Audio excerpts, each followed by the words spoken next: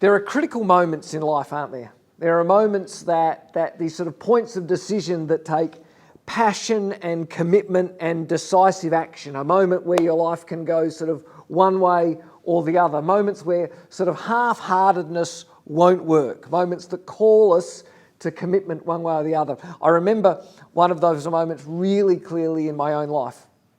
I was a teenager. It was a hot summer's day, and I was chasing my brother around the house with a water pistol, sort of thing we did as teenagers. I cornered him in the front yard, but my brother was smart and he decided to fight back and he grabbed the hose.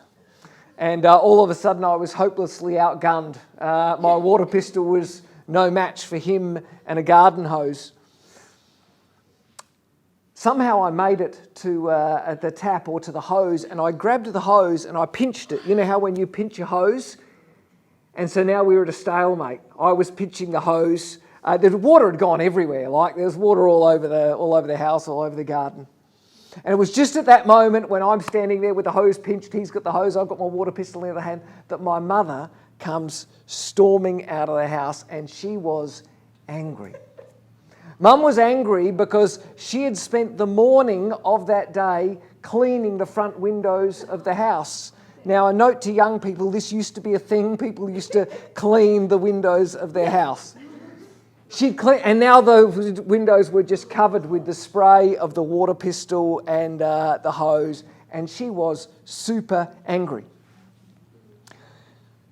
Now, you've got to imagine this picture. I'm at this point pinching the hose. My brother's standing over there with the end of the hose, and sort of in a triangle is my mother out there fuming at us. Now my brother looks at me, looks at Mum, and he points the hose at Mum. Remember, I'm pinching the hose. This was one of those moments of decision, you see. Now, I thought, there's no way my brother is dumb enough to actually point the hose at Mum. And he thought, there's no way my brother's dumb enough to actually let go of the hose. Now, if you've ever pinched a hose, what you know is that because the pressure's built up, right? When you unpinch the hose for about the first 2 seconds, it's like a fire hydrant, right? This built-up pressure, even if the hose isn't on. I let go of the hose, and I kid you not, this is not a preaching exaggeration. A fire hose just hit my mother in the side of the head, right? She's standing there. This torrent of water just sprays her in the side of her face. There's this stunned silence in our front yard. I'm sitting there. I've quickly pinched the hose again, of course. I'm sitting there like, oh no. My brother's sitting there like, oh no. My mother is trying to be really, really angry, but she's also trying not to laugh because it was incredibly funny. My brother and I were fully committed. We had fully committed ourselves and we were fully in trouble. We're in the final episode of this series we're calling Angry. We've all had moments where we've got angry. We've all seen people get angry, except Jesus, of course, because Jesus doesn't get angry, does he? Jesus is a nice, friendly, warm kind of guy. Even if his disciples sprayed him in the head with a hose, Jesus wouldn't get angry. That's the kind of guy that he is. But we've discovered in this series, as we've looked at some parts of the Bible that maybe we don't look at a lot, that actually Jesus got angry. Jesus got angry more than once. And in this series, we're looking at Jesus' angry moments and we're asking, what are those things that made Jesus angry? How did he respond when we got angry? And most importantly, what does that mean for us? What can we learn from those moments of angry in Jesus' life? I just want to push pause and just make a comment about this series, because lots of people have talked to me about this series saying, I didn't know Jesus got angry and this has been really interesting. And a few of you have said, well, are we going to talk about this other moment where Jesus got angry? Or are we going to talk about, there was some story in the Old Testament where someone got angry or whatever. Are we going to talk about that? We're not going to talk about every moment of anger. What we've tried to do in this series is to look through, and I did look through all the moments of angry in Jesus' life, and sort of look at what the common themes were. Do you know what I mean? To look at those common themes and sort of to pull those out. But more than that, what we're trying to do with this series, and in fact, it's what we try and do with a lot of church and a lot of what we do when we gather on the weekend. We're trying to get you interested in the life of Jesus. Right? Our goal here, I'm being really honest, our goal here at Tide, as is written behind me, is that we want to be people who are devoted to Jesus, living our life, following Jesus' example and teaching wherever we are, whatever the cost. And so many of us just know the popular Jesus. You know, we know the classic stories. We know the things that we learned maybe when we were little kids in Sunday school, or the things that people like me tend to talk about on Sundays. And what we're trying to do in this series is to take a look at different aspects of who Jesus is, and hopefully get us a little bit interested, a little bit amazed at how wonderful Jesus really was. So the goal of this series isn't to cover every angry moment in Jesus' life. In fact, if anything, the goal of this series is to get you kind of interested enough that you might go home and you might do a little bit of your own research. You know what I'm saying? You might type into Google, you know, when did Jesus get angry? And you might look at some other things. Because ultimately, our goal is that we would be a people who would just be amazed, be sort of in awe at how extraordinary and important and life-changing the person of Jesus really was. So that's just a bit of a side comment for how we come to this series and what we're trying to do with this. But back to where we are today. Grab your Bibles and let's watch Jesus fire up, which he's going to do today.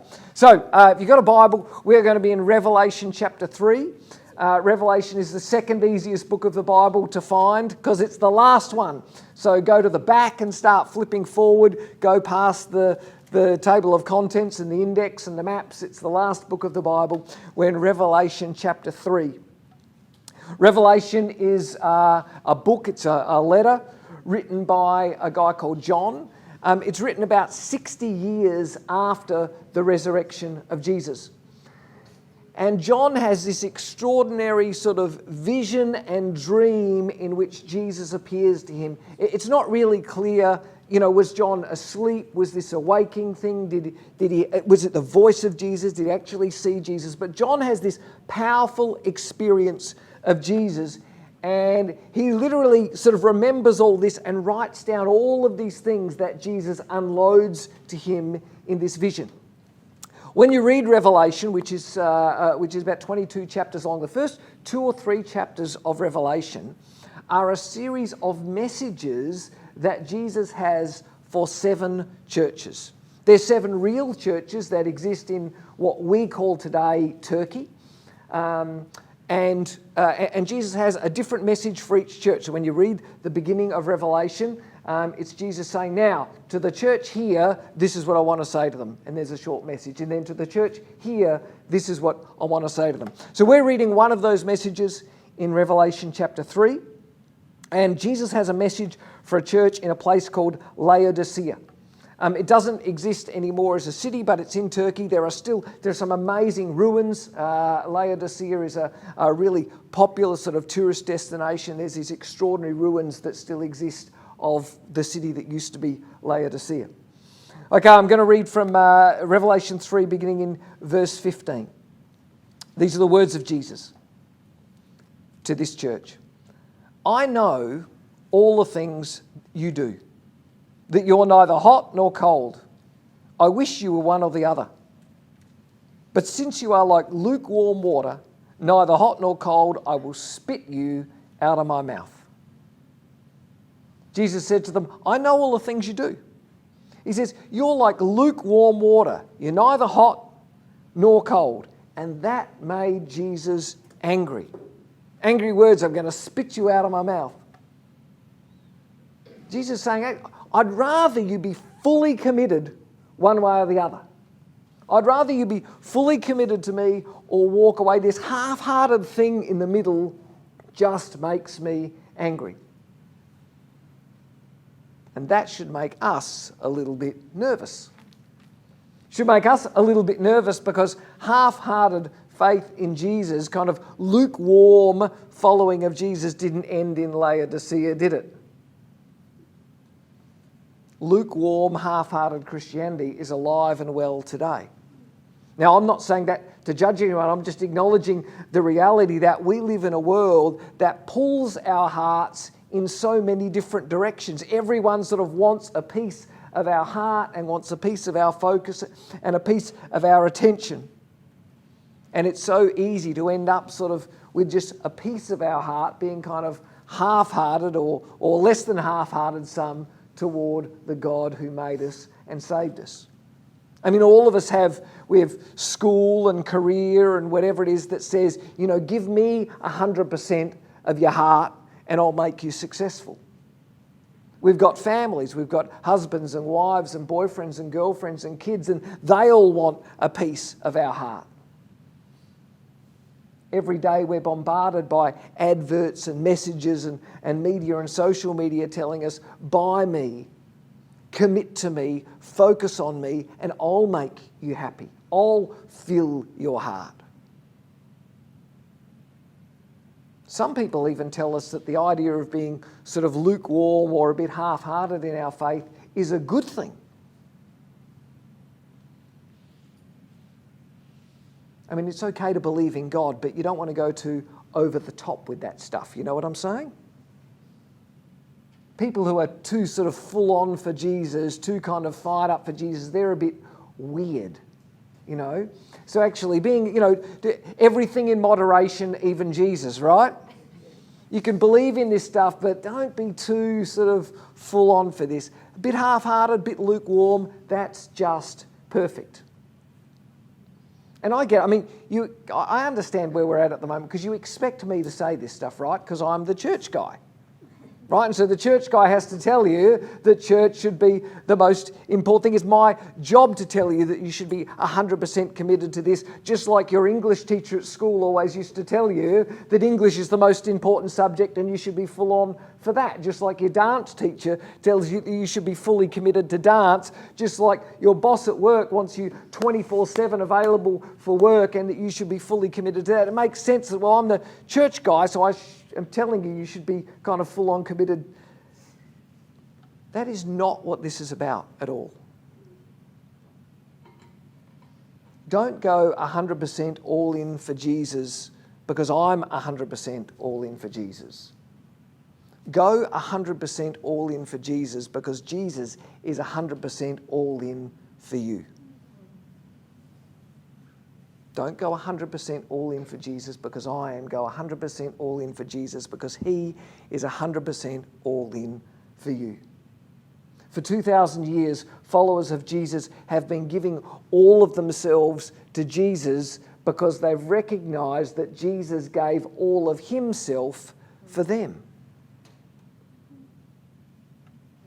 Do you remember that? The famous John 3:16 thing? God gave His only Son.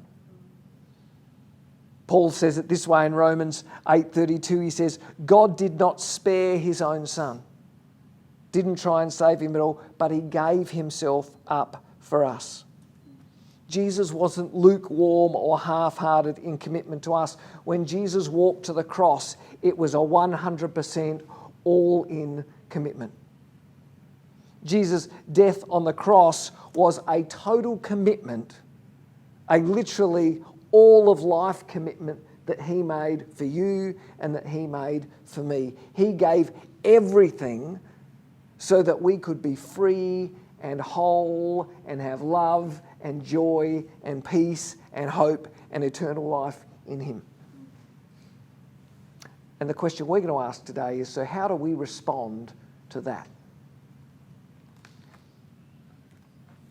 How do we respond to that? I mean, when you stop to think about a God who has given, when you stop to think about what He's given to you, when you stop to think about God's full-on 100% total commitment to you, how do you respond to that? For 2,000 years, the response of the followers of Jesus is to give 100% of themselves back to God. Not sort of half-heartedly, not a little bit, not sort of the leftovers. Not lukewarm, but I don't know, sort of, red hot, maybe on fire for God. Remember the way Jesus said, the thing where he says, love the Lord your God with all of your heart and with all of your soul and with all of your mind? For 2,000 years, following Jesus has been a 100% all-in, wholehearted, red-hot commitment for people who say yes to Jesus. Not because they have to, not because I told them to or someone else told them to, but because Jesus gave 100% of himself to them. And to be honest, when you really understand that, when you really get that on the inside, then it's really only natural for you to want to give back 100% of yourself to him. When you recognise what he's done for you, there seems to be no other appropriate response than to say, well, for what you've given me, I will give you all of myself.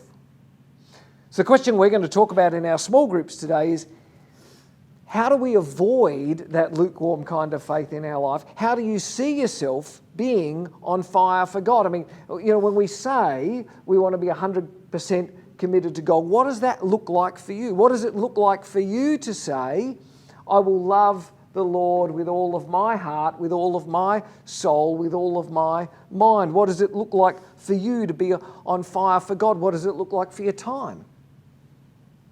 What do we give our time to? How do we use our time? What does it look like for your skills and talents? How do we use the gifts and the talents and the things that God's given us? How do we use our money? What do we do with our money? How do we spend our money, our skills, our time, our money? It's going to look different for each of us, right? This isn't a kind of a one-size-fits-all, here's the tick list. For some of us, the next step is about volunteering our time. It's about signing up at a soup kitchen or joining Roz on the bread run or signing up in a local charity. For some of us, the next step in this sort of life of 100% commitment might be to actually finally make that decision to spend daily time with God. We've been talking about it and we kind of do it and we nod along in small groups when other people read the Bible, but you kind of know it's not really a daily thing for you, that sort of awkward thing. This might be the moment to say, I really am going to go there. For some of us, it might be about using our professional skills and talents, coaching or mentoring someone, using your skills in a way to help the poor, to free people who are struggling with addiction or something. For some of us, it might be about speaking up and sharing our faith. Not thinking about it, but actually having the courage to do it. That might be the 100%, that might be the sort of all-in commitment for you. For some of it might be about the way we use our money. This might be the moment to sponsor that kid or to give to that. This might be the moment to get alongside someone who's doing it tough and to say, what? I can be a financial sponsor for this person in life. For some people, it might be about just getting alongside someone here in the church community and saying, I can be the friend that person needs. I can be the support person that person needs. Check in on them and encourage them. Walk life's journey alongside them. Jesus gave everything to you. The questions we're going to ask ourselves is, what does it mean for you personally, to give everything back to him? 2,800 years ago, there lived a king called Asa. He was a good king. He followed and he trusted God, and he had a peaceful, long, successful reign as king.